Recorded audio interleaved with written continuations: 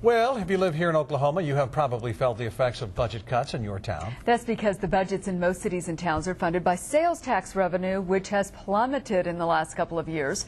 Some cities are pointing a finger at the Oklahoma Tax Commission, saying it's not doing a good job collecting those taxes. Our Oklahoma Impact team has a closer look tonight. Here's Alex Cameron. For the Oklahoma Tax Commission, collecting sales tax for cities is big business. They charge cities 1% of the tax they collect. But are cities getting what they pay for, or is the Tax Commission leaving them shortchanged? Oklahoma Impact reporter Jennifer Lauren gets answers. In the final hours of the legislative session this year, lawmakers pushed through a bill, making a very significant one-word change to the Oklahoma tax code. The tax code used to say cities and towns are authorized and empowered to enter into contractual agreements with the Oklahoma Tax Commission to collect sales taxes. It now says they shall enter into those agreements with the Tax Commission, making it illegal to hire anyone else.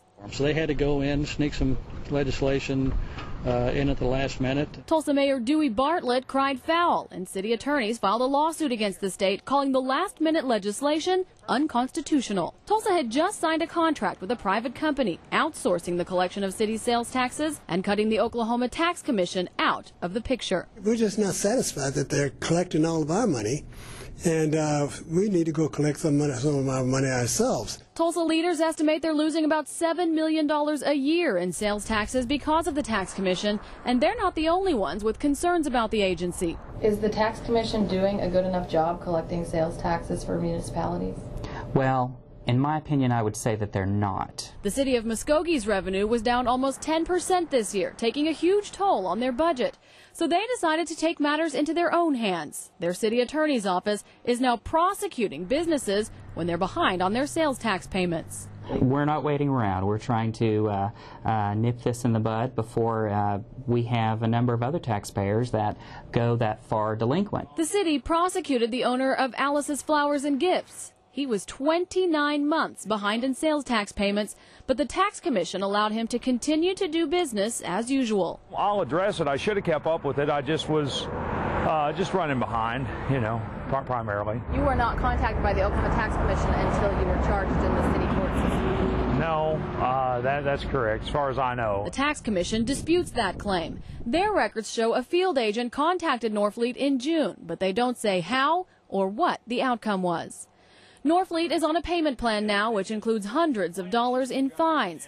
City attorneys say a quarter of the delinquency cases they've worked have been brought into compliance, adding to their bottom line. There's so much more than just going out and collecting taxes. A spokesperson for the Tax Commission says they're well aware cities are hurting for cash, but she does not believe it's because of the Tax Commission.